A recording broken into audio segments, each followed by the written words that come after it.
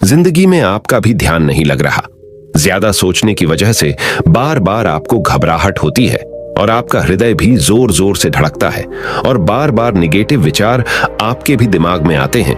तो इस ज्यादा सोचने वाली बीमारी से बचने के लिए और इस बीमारी को दूर करने के लिए आज हम आपको एक बौद्ध भिक्षु की कहानी के माध्यम से आपकी समस्या का हल बताएंगे। तो आज के इस कहानी को पूरा देखें ताकि आप भी इस कहानी को सुनने के बाद आपकी समस्या से छुटकारा पा सके। तो चलिए आज के कहानी की शुरुआत करते हैं। एक बार चीन के एक हिस्से में बहुत बड़ा मठ था जहां लगभग 500 भिक्षु रहते थे। वो सभी अपने गुरु के मार्गदर्शन में खुद को जानने का अभ्यास कर रहे थे। एक दिन एक लड़का उस मठ में शिष्य बनने के लिए आया। उसने मास्टर से कहा, मास्टर, मैं खुद को जानना चाहता हूं। मैं सच की तलाश कर रहा हूं। मैं पता लगाना चाहता हूं कि सच क्या है। मास्टर ने उसकी ओर देखा और कहा कि अगर तुम सच जानना चाहते हो तो तुम्हें अपना पूरा जीवन दांव पर लगाना होगा। सच को जानने में तुम्हारा पूरा जीवन लग सकता है, फिर भी इस बात की गारंटी नहीं है कि तुम्हें इस जीवन काल में सच का पता लगेगा या नहीं। क्या तुम इसके लिए तैयार हो? शिष्य ने कहा। मास्टर, मैं यहां पीछे मुड़ने के लिए नहीं आया हूं। मैं इसके लिए तैयार हूं। गुरु ने कहा, अगर ऐसा है तुम एक काम करो। इस मठ में 500 भिक्षु है। तुम उनके लिए चावल कूटने का काम करो। बस सुबह से शाम तक चावल कूटने का ही काम करो और जब तुम थक जाओ तो सोने चले जाओ। फिर अगली सुबह उठकर चावल को कूटना शुरू कर दो। इसके अलावा कुछ और मत करना। किसी और चीज के बारे में मत सोचना। बस इस रास्ते पर चलते रहना और दोबारा मेरे पास मत आना। जरूरत पड़ने पर मैं खुद तुम्हारे पास आऊंगा। उस लड़के ने गुरु के आदेश का पालन करते हुए चावल कूटना शुरू कर दिया। उस मठ में 500 शिष्य थे। उन सभी को समय समय पर भोजन की आवश्यकता पड़ती थी, इसीलिए वह बहुत जल्दी उठ जाता था और रात को देर तक चावल कूटता रहता था। जब वह थक जाता तो उसी कमरे में सो जाता था जहां वो चावल कूटता था। वो किसी से बात नहीं करता था और ना ही कोई उससे बात करने के लिए उसके पास आता था। कुछ महीनों तक चावल कूटते हुए उसके मन में पुराने विचार आते रहे, लेकिन उन विचारों को कोई नया विषय नहीं मिला तो वह अपने आप ही मिट गए। धीरे धीरे उसके मन में विचार कम होने लगे। कुछ सालों के बाद तो वो अपना नाम तक ही भूल गया। वह हमेशा चुप रहता और विचारहीन अवस्था में बस चावल कूटता रहता। उसने ना तो कभी ध्यान किया था और ना कभी शास्त्र पढ़ा था। मठ के बाकी शिष्य उसे मूर्ख समझते थे। ऐसा करते हुए 12 साल बीत गए। 12 साल बाद एक दिन मास्टर ने घोषणा की, अब मेरा आखिरी समय आ रहा है और मुझे अपना उत्तराधिकारी चुनना है जो मेरे बाद मठ का मुखिया होगा। इसीलिए मेरा कोई भी शिष्य है जिससे लगता है कि उसे आत्म साक्षात्कार हो गया है और उससे खुद को जान लिया है, तो रात को मेरे दरवाजे के पास आकर इस दीवार पर कुछ पंक्तियां लिखें जिसमें उसकी जिंदगी का सारा अनुभव समाया हो। कई शिष्यों ने ऐसा करने के बारे में सोचा, पर मठ के प्रमुख शिष्यों में से एक ने वहां जाकर कुछ पंक्तियां लिखी। उसे बौद्ध धर्म ग्रंथों का बहुत ज्ञान था। सभी शिष्यों को लगता था कि वो इस मठ का उत्तराधिकारी बन सकता है। उसने लिखा था कि मन एक दर्पण की तरह है जिस पर विचारों और इच्छाओं की धूल जमा हो जाती है। इस धूल को हटाने के लिए ही ध्यान है। जिसकी धूल हट जाती है और मन का दर्पण साफ हो जाता है, वो मोक्ष को प्राप्त कर लेता है। अगली सुबह जब मास्टर उठे और उन्होंने इन पंक्तियों को देखा और उन्होंने कहा कि किस बेवकूफ ने यह सब कचरा मेरी दीवार पर लिखा है। वो शिष्य जिसने यह लिखा था वो चुप रहा। हालांकि उसने जो पंक्तियां लिखी थीं वो ज्ञान से भरी थीं, लेकिन यह सब किताबी ज्ञान था। वो शिष्य बहुत चालाक था। उसने पंक्तियां लिखी पर उसने नीचे अपने हस्ताक्षर नहीं किए, क्योंकि वो स्वयं इसके बारे में निश्चित नहीं था कि ये सही है या नहीं, क्योंकि उसे आत्म साक्षात्कार नहीं हुआ था। गुरु ने पंक्तियों को पूरी तरह से खारिज कर दिया। ये देखकर सभी हैरान रह गए। ये घटना पूरे मठ में चर्चा का विषय बन गई। इस विषय पर बात करते हुए 2 शिष्य उस शिष्य के पास से गुजरे जो 12 साल पहले यहां आया था और दिन रात चावल कूटता रहता था। दोनों की चर्चा सुनकर वह धीरे से हंस पड़ा। दोनों शिष्य ने उसे पूछा कि तुम क्यों हंस रहे हो? दोनों शिष्य की नजर में यह चावल कूटने वाला तुच्छ ही भिक्षु था। किसी ने उसे ना तो कभी ध्यान करते हुए देखा था, ना ही कभी शास्त्र पढ़ते हुए। हर कोई उसे मूर्ख समझता था जो बस चावल को ही जानता था। उस मठ में बहुत बड़े बड़े विद्वान थे, लेकिन उस चावल कूटने वाले को किसी से कोई मतलब नहीं था। इसीलिए वह दोनों शिष्य उसे मुस्कुराता हुआ देखकर चकित रह गए। उन्होंने फिर उससे पूछा कि तुम क्यों हंस रहे हो। उसने जवाब दिया, मैं इसीलिए हंसा कि मास्टर सही बोल रहे हैं, यह सब पंक्तियां कचरा है, इन पंक्तियों का कोई मूल्य नहीं है। वो दोनों शिष्य चौंक गए। उन्होंने उसे पूछा कि क्या तुम ऐसी पंक्तियां लिख सकते हो जो इससे भी बेहतर हो। चावल पीसने वाले ने जवाब दिया, नहीं, क्योंकि मैं अनपढ़ हूं, लेकिन हां, मैं कुछ पंक्तियां कह सकता हूं। अगर तुमने उन पंक्तियों को तुम लिख सकते हो तो मैं तुम्हारे साथ जाने के लिए तैयार हूं। उन दोनों शिष्यों ने कहा, ठीक है। वे मास्टर के कमरे के पास गए और चावल कूटने वाले ने कुछ पंक्तियां बोली और दूसरे शिष्य ने उस दीवार पर लिख दिया और उन पंक्तियों के नीचे लिख दिया कि चावल कूटने वाला। उन्हें लगा कि मास्टर इस पर भी गुस्सा करेंगे।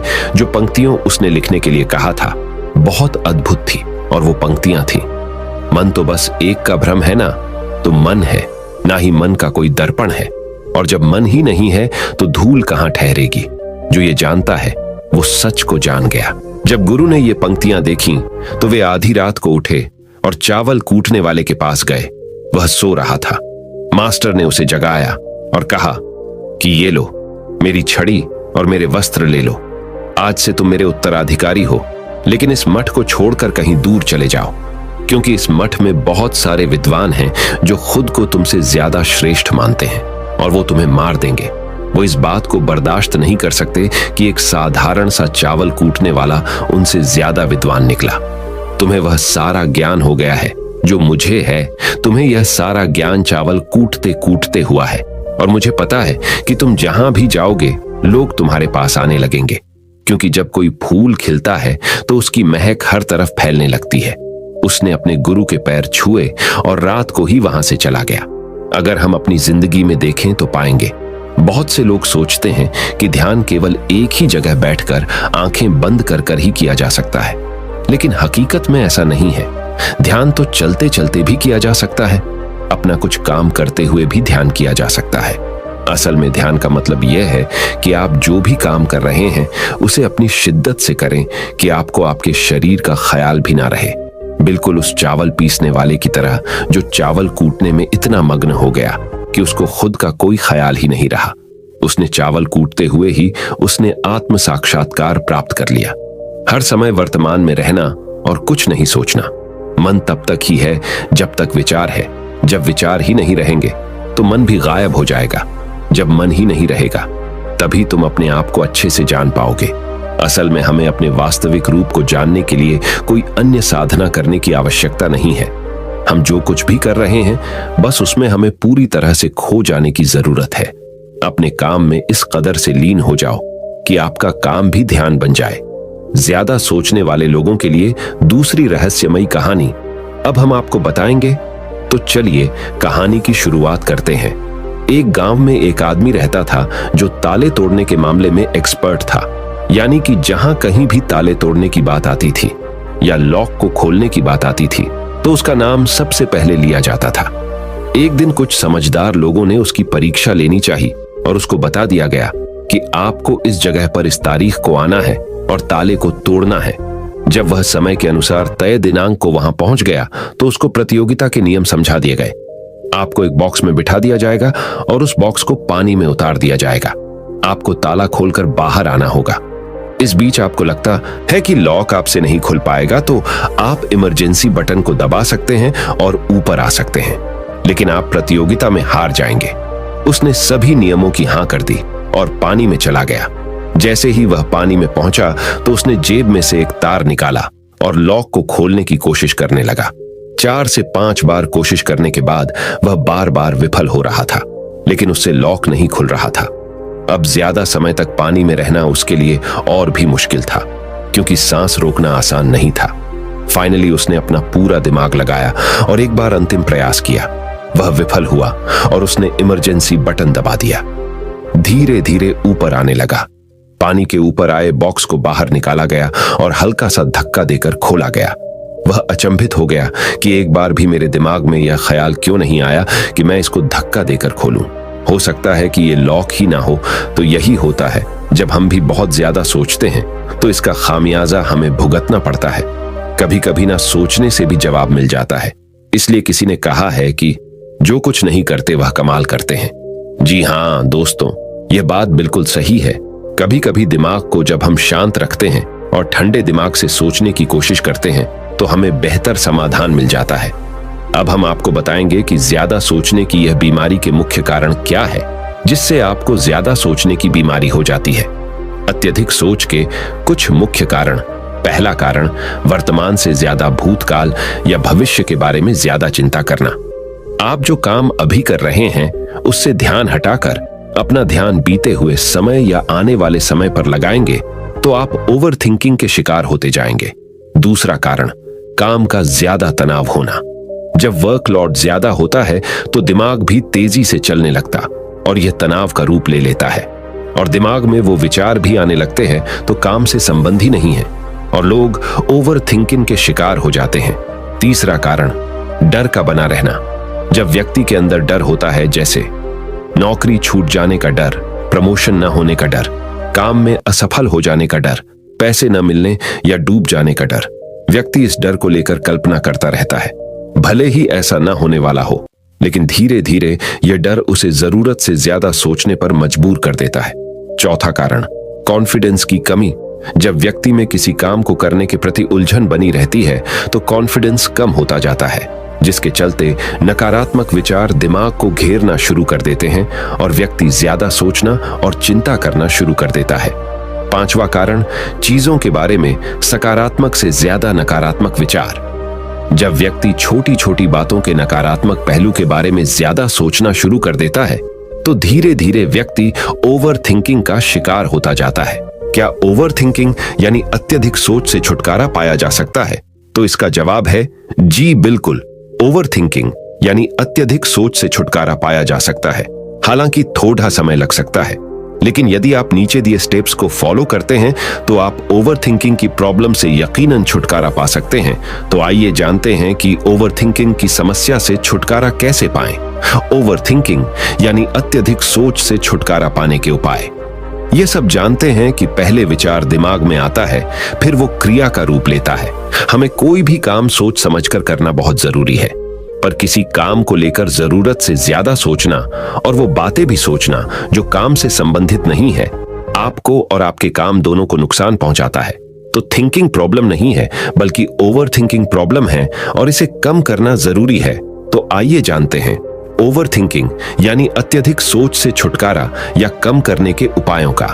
पहला उपाय, स्वीकार करें कि आप जरूरत से ज्यादा सोचते हैं। इस बात को मन से स्वीकार करें कि आप ज्यादा सोचते हैं और आपको ऐसा नहीं करना है।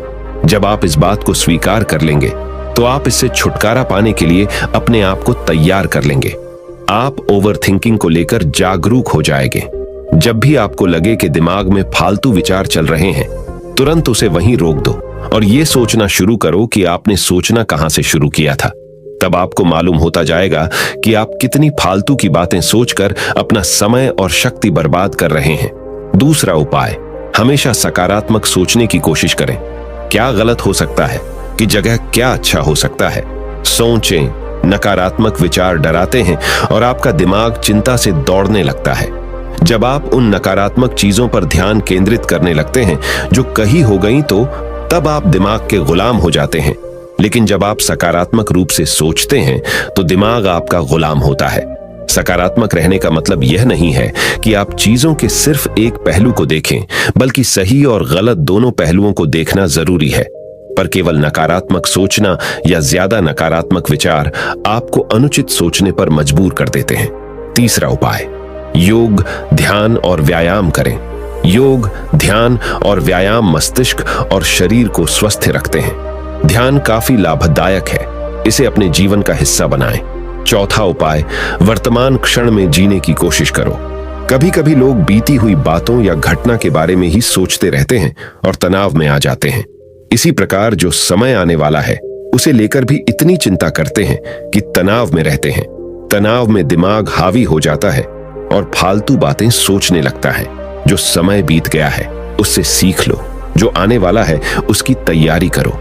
लेकिन यह आप तभी कर सकते हैं जब आप वर्तमान में रहें। इसलिए आप जो अभी कर रहे हैं तो पूरा ध्यान उसी पर लगाओ।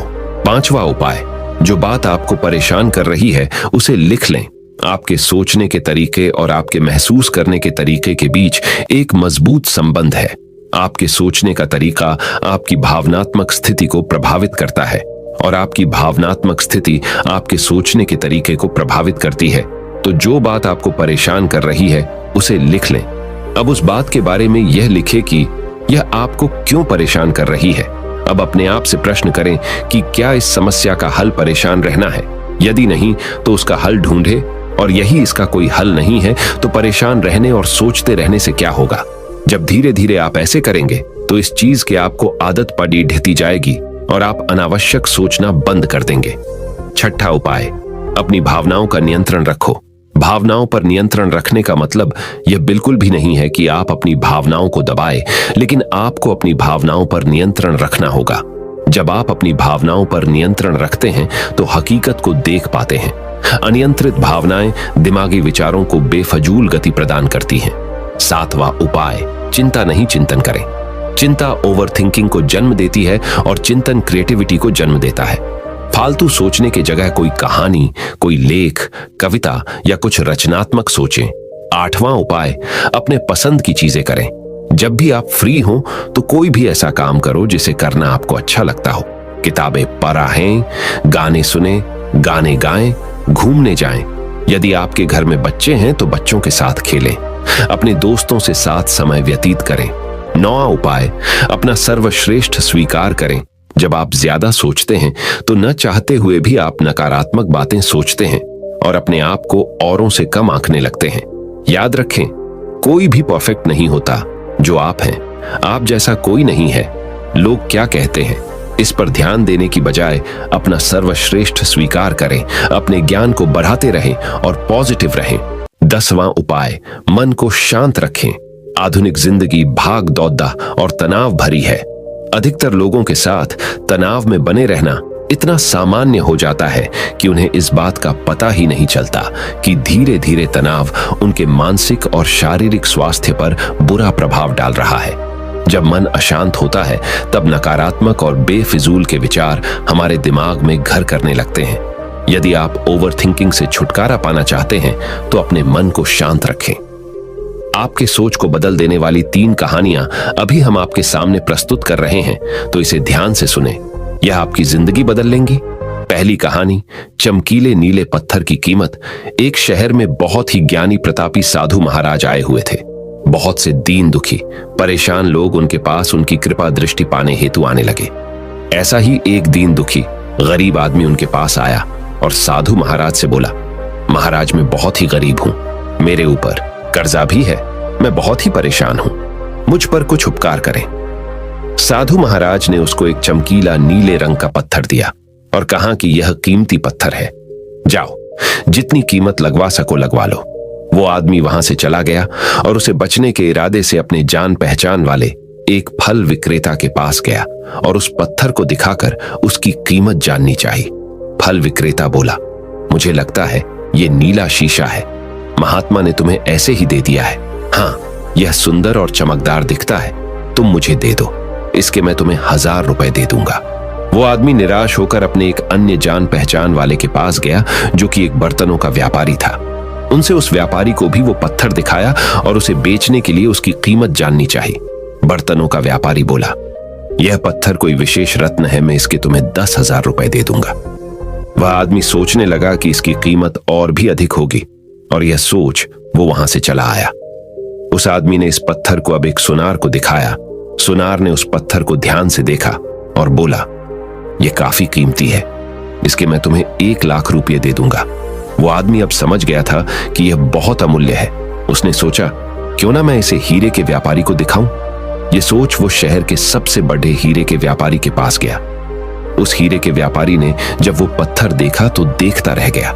चौंकने वाले भाव उसके चेहरे पर दिखने लगे। उसने उस पत्थर को माथे से लगाया और पूछा, तुम यह कहां से लाए हो? यह तो अमूल्य है, यदि मैं अपनी पूरी संपत्ति बेच दूं तो भी इसकी कीमत नहीं चुका सकता। तो इस कहानी से हमें यह सीख मिलती है, हम अपने आप को कैसे आंकते हैं। क्या हम वो हैं जो राय दूसरे हमारे बारे में बनाते हैं? आपकी लाइफ अमूल्य है, आपके जीवन का कोई मोल नहीं लगा सकता। आप वो कर सकते हैं जो आप अपने बारे में सोचते हैं। कभी भी दूसरों के नेगेटिव कमेंट से अपने आप को कम मत आंकिए। दूसरी कहानी, मेंढकों की टोली, एक मेंढकों की टोली जंगल के रास्ते से जा रही थी। अचानक दो मेंढक एक गहरे गड्ढे में गिर गए। जब दूसरे मेंढकों ने देखा कि गड्ढा बहुत गहरा है तो ऊपर खड़े सभी मेंढक चिल्लाने लगे, तुम दोनों इस गड्ढे से नहीं निकल सकते, गड्ढा बहुत गहरा है, तुम दोनों इसमें से निकलने की उम्मीद छोड़ ढाह दो। उन दोनों मेंढकों ने शायद ऊपर खड़े मेंढकों की बात नहीं सुनी और गड्ढे से निकलने के लिए लगातार वो उछलते रहे। बाहर खड़े मेंढक लगातार कहते रहे, तुम दोनों बेकार में मेहनत कर रहे हो, तुम्हें हार मान लेनी चाहिए, तुम दोनों को हार मान लेनी चाहिए, तुम नहीं निकल सकते। गड्ढे में गिरे दोनों मेंढकों में से एक मेंढक ने ऊपर खड़े मेंढकों की बात सुन ली और उछलना छोड़ कर वो निराश होकर एक कोने में बैठ गया। दूसरे मेंढक ने प्रयास जारी रखा, वो उछलता रहा जितना वो उछल सकता था। बाहर खड़े सभी मेंढक लगातार कह रहे थे कि तुम्हें हार मान लेनी चाहिए, पर वो मेंढक शायद उनकी बात नहीं सुन पा रहा था और उछलता रहा और काफी कोशिशों के बाद वो बाहर आ गया। दूसरे मेंढकों ने कहा, क्या तुमने हमारी बात नहीं सुनी? उस मेंढक ने इशारा करके बताया कि वो उनकी बात नहीं सुन सकता क्योंकि वो बहरा है, सुन नहीं सकता, इसलिए वो किसी की भी बात नहीं सुन पाया। वो तो यह सोच रहा था कि सभी उसका उत्साह बढ़ा रहे हैं। इस कहानी से हमें यह सीख मिलती है कि 1. जब भी हम बोलते हैं उनका प्रभाव लोगों पर पेडिहाता है, इसलिए हमेशा सकारात्मक बोलें। 2.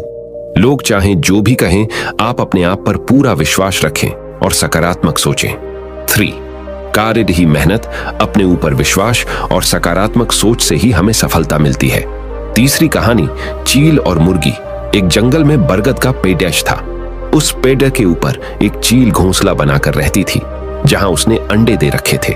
उसी पेड़ के नीचे एक जंगली मुर्गी ने भी अंडे दे रखे थे। एक दिन उस चील के अंडों में से एक अंडा नीचे गिरा और मुर्गी के अंडों में जाकर मिल गया। समय बीता, अंडा फूटा और चील का बच्चा उस अंडे से निकला और वह यह सोचते बड़ा हुआ कि वो एक मुर्गी है। वो मुर्गी के बाकी बच्चों के साथ बढ़ा हुआ। वह उन्हीं कामों को करता जिन्हें एक मुर्गी करती है। वो मुर्गी की तरह ही कुड्डाता, जमीन खोद कर दाने चुगता और वो इतना ही ऊंचा उड़द डाह पाता जितना कि एक मुर्गी उड़द डाहती है। एक दिन उसने आसमान में एक चील को देखा जो बड़ी शान से उड़द डाह रही थी। उसने अपनी मुर्गी मां से पूछा कि उस चिड़िया का क्या नाम है जो इतना ऊंचा बड़ी शान से उड़द डाह रही है। मुर्गी ने जवाब दिया, वह एक चील है। फिर चील के बच्चे ने पूछा, मां, मैं इतना ऊंचा क्यों नहीं उड़द डाह पाता? मुर्गी बोली, तुम इतना ऊंचा नहीं उड़द डाह सकते क्योंकि तुम एक मुर्गे हो। उसने मुर्गी की बात मान ली और मुर्गे की जिंदगी जीता हुआ एक दिन मर गया। इस कहानी से हमें यह सीख मिलती है कि जो भी हम सोचते हैं या कुछ नया करने की कोशिश करते हैं तो दूसरे हमें यह कहकर रोकते हैं कि तुम ऐसा नहीं कर सकते, ऐसा नहीं हो सकता, और हम अपना इरादा यह सोचकर बदल लेते हैं कि वाकई मैं यह नहीं कर सकता और हार मान लेते हैं। इसका मुख्य कारण है अपने ऊपर भरोसा न होना, अपनी शक्तियों पर भरोसा न होना, अपने काम पर भरोसा न होना। दोस्तों, जो लोग कहते हैं कहने दीजिए, लोगों का काम है कहना। अपने आप पर भरोसा रखें, अपने आप को पहचानें। दोस्तों, अगर जीत निश्चित हो तो कायर भी LDDH जाते हैं। बहादुर वो कहलाते हैं जो हार निश्चित हो फिर भी मैदान नहीं छोड़ डाहते। मित्रों, उम्मीद करता हूं कि आपको इन 3 कहानियों से अपनी सोच को बदल लेने में मदद मिली होगी और आपको अपने ज्यादा सोचने वाली समस्या से छुटकारा पाने के उपाय भी इस वीडियो के माध्यम से आपको मिले होंगे। इस वीडियो से आपको कुछ सीखने को मिला हो तो इस वीडियो को अपने दोस्तों के साथ जितना हो सके उतना शेयर कीजिए और इस वीडियो के एक लाइक कीजिए और हमारे चैनल को सब्सक्राइब कीजिए। इस वीडियो को देखने के लिए आपका बहुत बहुत धन्यवाद। नमो बुद्धाय।